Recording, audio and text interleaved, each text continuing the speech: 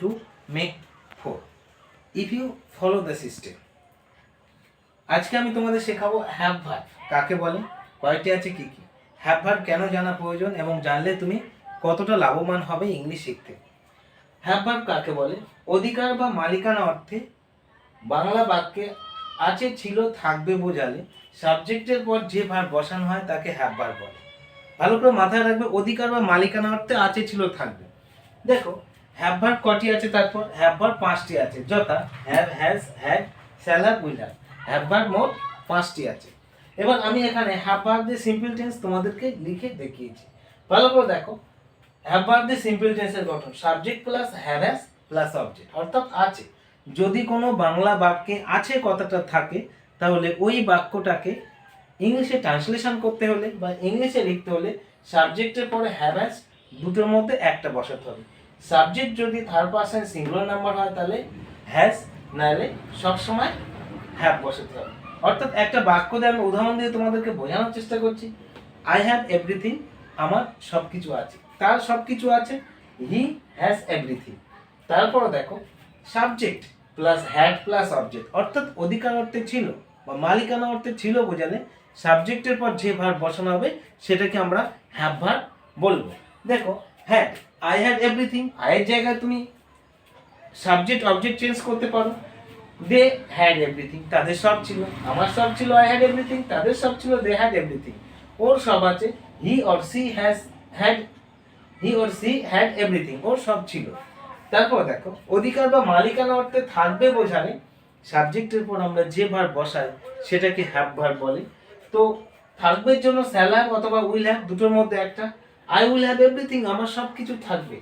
I, আমার জায়গায় যদি অন্য কারো থাকে, he or she will have everything, তাদের সব কিছু থাকবে। They will have everything. অর্থাৎ তোমরা বুঝতে পারছো, অধিকার বা মালিকানা অর্থে আছে, ছিল, থাকবে বোঝালে আমরা হ্যাভ ভার্বগুলোকে ব্যবহার করি।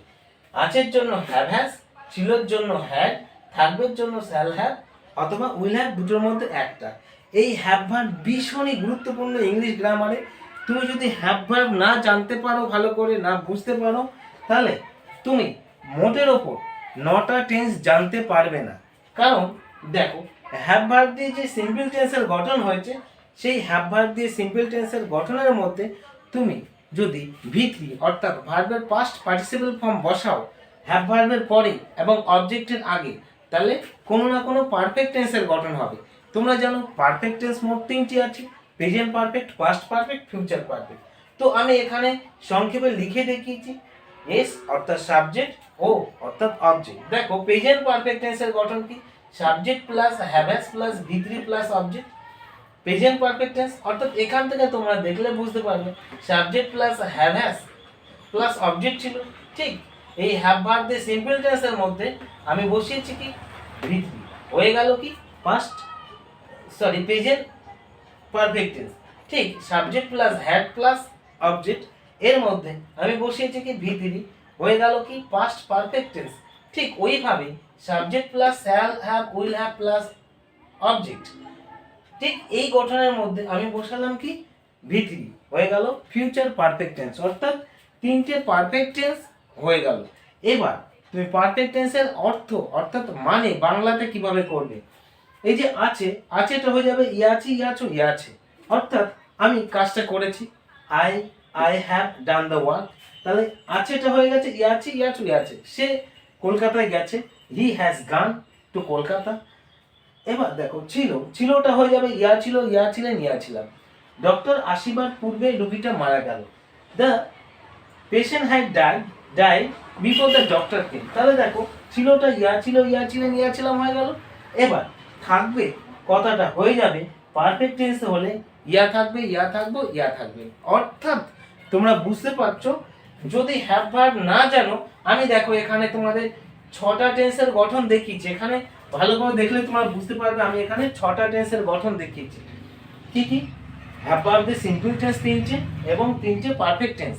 এইবার এসো তোমরা এই হ্যাভ ভার্ব দিয়ে পারফেক্ট টেন্সের যে গঠন হয়েছে এই ভি3 উঠিয়ে যদি been plus verb plus ING বসাও, তাহলে প্রত্যেক ক্ষেত্রে 3টি পারফেক্ট কন্টিনিউয়াস টেন্স হবে। দেখে নাও ভালো করে, সাবজেক্ট প্লাস হ্যাভ হ্যাজ, ভি3টা উঠিয়ে দিয়ে এখানে বসাবো কি been verb plus ING plus object তো কমন আছে, তাহলে প্রেজেন্ট পারফেক্ট কন্টিনিউয়াস টেন্স হয়ে যাবে। ঠিক ওইভাবে সাবজেক্ট প্লাস হ্যাড ভিতরে উঠিয়ে been plus verb plus ING বসাবো, হয়ে যাবে পাস্ট পারফেক্ট কন্টিনিউয়াস টেন্স। ওইভাবে subject plus shall have will have plus been plus verb plus ING বসালে হয়ে যাবে ফিউচার পারফেক্ট কন্টিনিউয়াস টেন্স। অর্থাৎ তোমরা দেখতে পাচ্ছ শুধুমাত্র হ্যাভ ভার্ব জানলে আমরা নটি টেন্সের গঠন ইজিলি পেরে যাব। এবার আর একটা গুরুত্বপূর্ণ কথা তোমাদের বলে রাখি, পৃথিবীতে যত বাক্য আছে ইংলিশে, যত সেন্টেন্স আছে, যত কোটি কোটি বই লেখা আছে, সমস্ত বইতে যত বাক্য আছে সমস্ত বাক্য 19টা টেন্সের গঠনের মধ্যে পড়বে। শুধুমাত্র হ্যাভ ভার্ব জানলে তোমরা নটি সেন্টেন্সের গঠন, নটি টেন্সের গঠন ইজিলি করতে পারবে। সুতরাং আমার যত ছাত্রছাত্রী আছে আমি তাদেরকে প্রত্যেক দিন বলাই, এই হ্যাভ ভার্ব কটা আছে বলতো, হ্যাভ ভার্ব। তো সবাই বলে স্যার হ্যাভ ভার্ব 5টি আছে, have has had shall have will have. ওই হ্যাভ ভার্ব 5টিকে আমরা 3টি ভাগে ভাগ করেছি সময় অনুযায়ী। প্রেজেন্টে হ্যাভ হ্যাজ, পাস্টে হ্যাড, ফিউচারে শ্যাল হ্যাভ উইল হ্যাভ। এবার দেখো তাহলে প্রেজেন্ট পারফেক্ট হবে, পাস্ট পারফেক্ট হবে, ফিউচার পারফেক্ট হবে। পারফেক্ট কন্টিনিউয়াস টেন্সে গেলে present perfect continuous, past perfect continuous, future perfect continuous. সুতরাং হ্যাভ ভার্ব না জানলে তুমি ইংলিশের অর্ধেক সেন্টেন্সের টেন্স ধরতে পারবে না। আর প্রত্যেকটা বাক্যের মানে হয় টেন্স অনুযায়ী, শুধু এখানে ভার্বটার মানে জেনে টেন্সের গঠনে পেলেই বাক্যের অর্থ বা মানে আমরা তৈরি করি। যদি এই সিস্টেম না ফলো করো তাহলে English is as easy as two and two make four, it will not be possible to you. আশা করি তোমরা বুঝতে পেরেছো।